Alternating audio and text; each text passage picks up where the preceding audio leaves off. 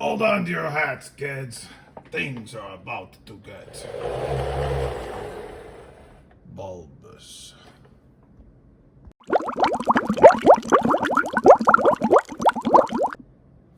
Hey, welcome back, folks. I'm here with another Super 7 figure.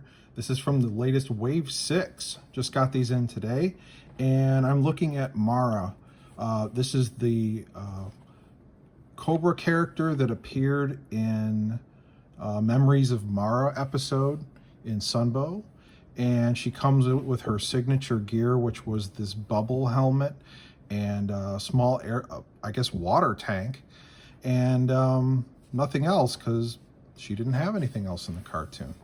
So we'll take a look at her, and I'm going to show you every part all the way down to what's inside. So starting with the packaging here, very nice solid packaging, nice thick card back, you know, beautiful card art, and of course the back. And I was just itching to talk about this.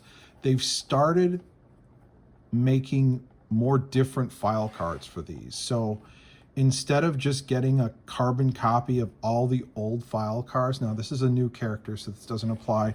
I'll be going into the other characters as well, and you're going to see how they've changed these file cards to more reflect accurately the figures that are the actual figure in the package, rather than just, you know, the generic Marvel Comics slash, you know, old school file card description. So we've got Mara, a formerly trained Cobra eel. Mara was one of the first tests of a Cobra experiment to integrate fish DNA into humans.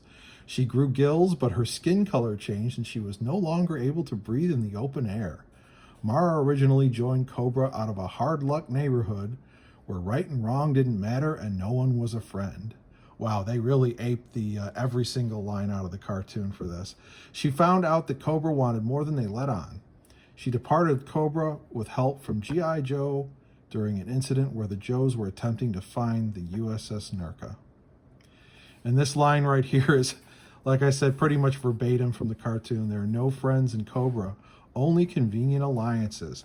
They're all cannon fodder when it suits Cobra Commander. I learned that the hard way. So, file name unknown. Well, it's Mara something, right? Primary military specialty, amphibious trooper. Secondary military specialty, seducing sailors. Birthplace unknown, grade NA. Yeah, I think I see some of that at the store sometimes. But she is a Cobra test subject. I would think they would just call her a Cobra diver. I don't know. But let's take a look inside and see what we've got.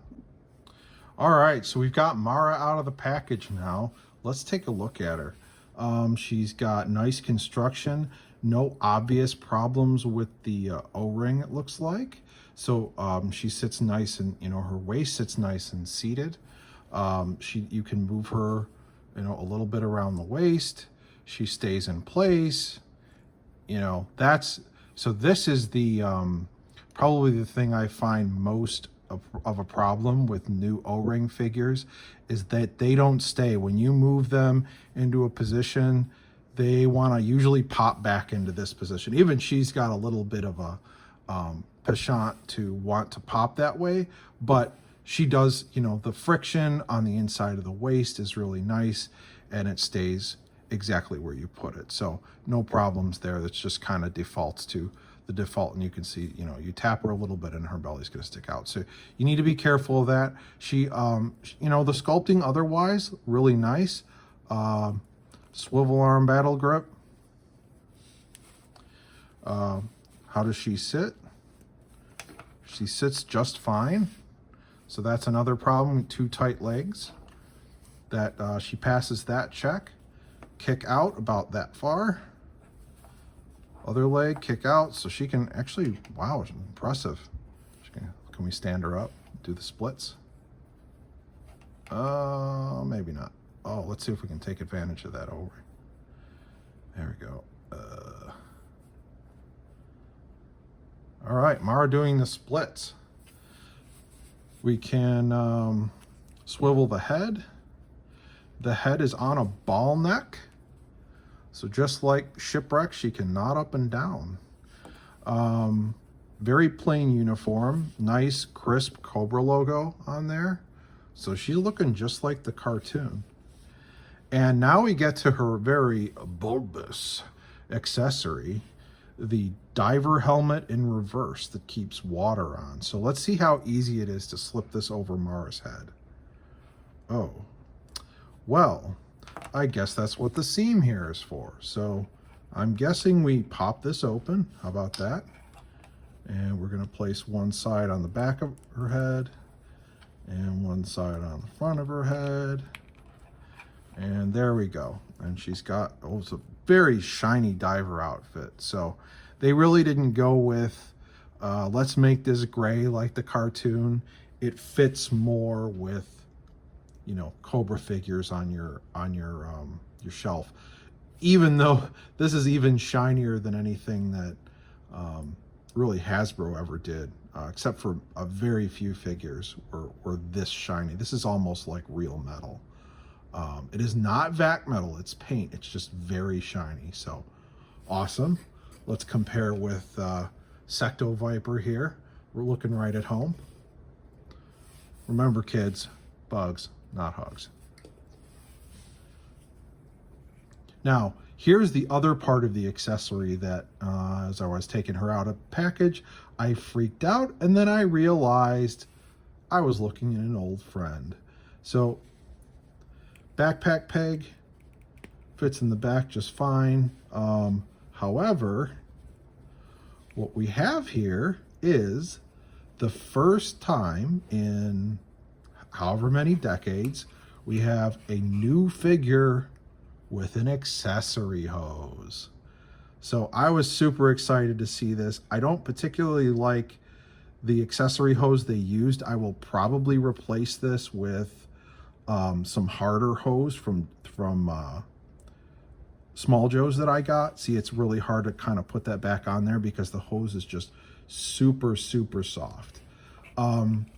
I like the old Hasbro hose because the harder hose made it easier to attach these, and so when you once you pull this off, it's hard to get back on. So I'm not a fan of that. I think they should have used the harder hose, just to, you know, kind of staying with the old aesthetic. But I just, you know, other than that, I love it. I love seeing accessory hose. I'm a middle years G.I. Joe kid.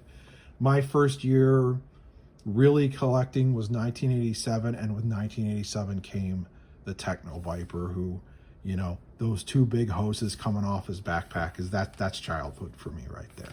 So that's Mara. Let's take a look too at her face sculpt. I know a lot of people were complaining that, you know, she looked dead. She doesn't look dead. She looks like a G.I. Joe. There's some face paint. It's not like that egregious, weird, like the eyes are a little bit like, you know, larger than they should be. See if the camera will focus on that. A little bit larger than they should be. She's bluish, you know, in tone. Yeah, maybe they could have made her a little bit brighter. But, you know, she would come out of the water and she would look a little strange. So this is Mara, kind of in the middle of being, you know, not healthy and not sick, I guess, by the cartoon episode standards. But very nice face sculpt. I mean, they're really improving with the face sculpts on these G.I. Joes. It's just really nice to see something completely different from all the other things we got before. Joints are tight, but not too tight. The elbows are nice and tight. The swivel on the elbow is nice and tight, but not too tight. The legs have just enough tension in them, and these actually almost ratchet kind of at the beginning and end of the movement, but it's nice and tight in every position. So let's just let's do a little bit of a test here with figure stand. I'm using a Small Joe's figure stand, usually for the Super 7 figures. Now these work with anything because they have a tapered peg, but I actually like the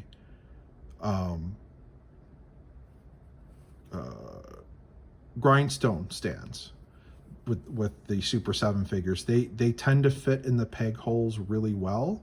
But the Small Joe's, again, tapered peg works with anything. So here's Mara standing. Here's standing at an angle, right? So see the leg isn't slipping.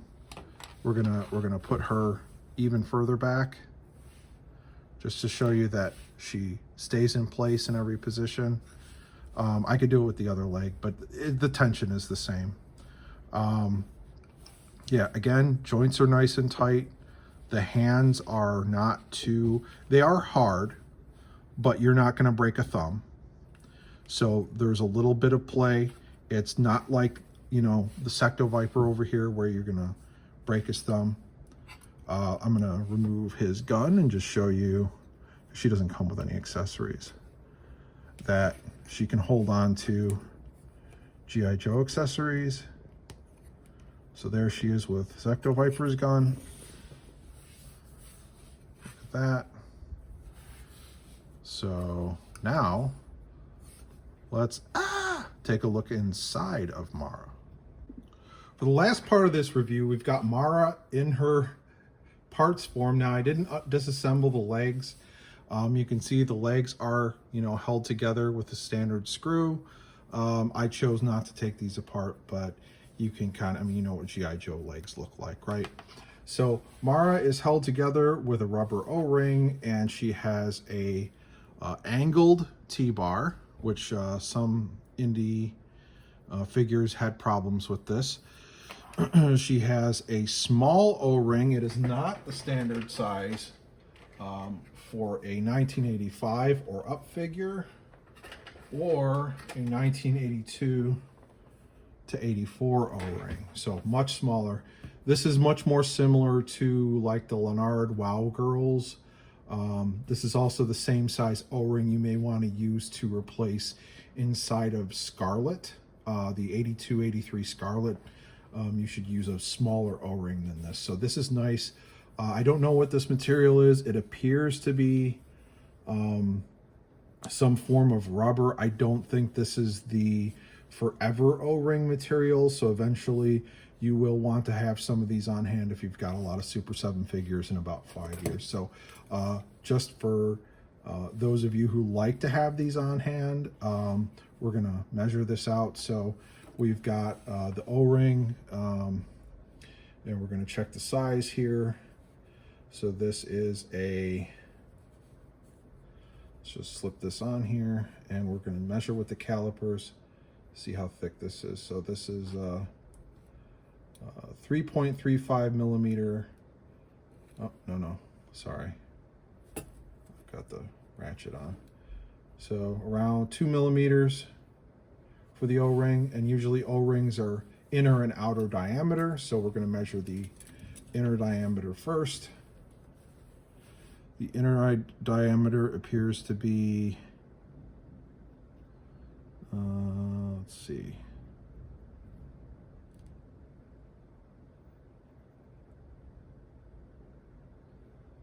seven and a half by, let's see, we'll put these here.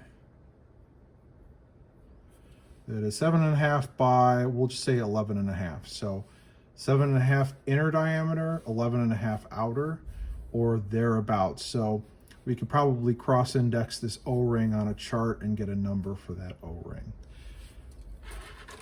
We see the construction of the torso. Standard, this is, you know, they used to do multiple pegs. Sometimes you would see 4 pegs. This one uses 2. You would see 2 on some G.I. Joe figures as well.